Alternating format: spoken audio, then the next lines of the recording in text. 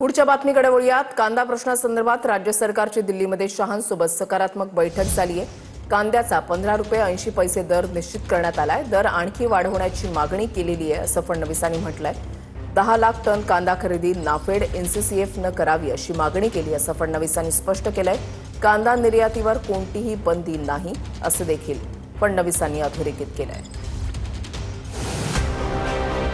कांदा प्रश्नावर गृहमंत्री अमित शहांसोबत सकारात्मक चर्चा झाली असल्याचं फडणवीसांनी सांगितलंय। 15 रुपये 80 पैसे कांद्याचा दर निश्चित केलाय, त्यात आणखी वाढ करण्याची मागणी आहे। 2 लाख ऐवजी 10 लाख टन कांदा खरेदी करण्यावरही शहा सकारात्मक।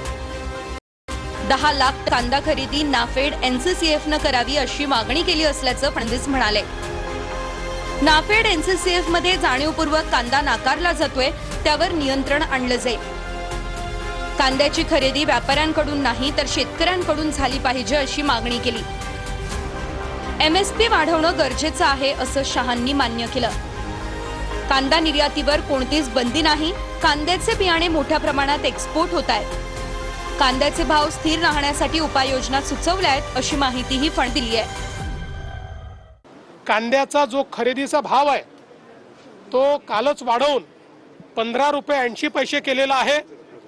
तो अजून कसा वाढवता येईल या संदर्भात देखील मागणी करण्यात आली आहे। 2 लाख टनाच्या ऐवजी 10 लाख टन खरेदी ही एनसीसीएफ आणि नाफेडनी करावी, त्यावर सकारात्मक निर्णय होईल अशी आम्हाला अपेक्षा आहे।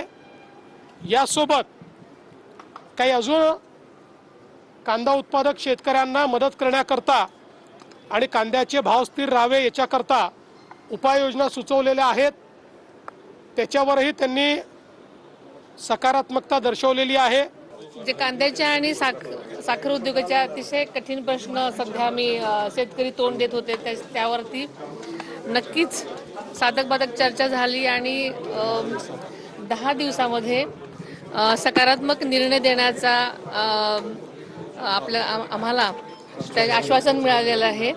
त्यामुळे नक्कीच महाराष्ट्रातल्या सर्वच शेतकऱ्यांना आणि साखर उद्योगाला अतिशय दिलासा देणारी ही घटना आज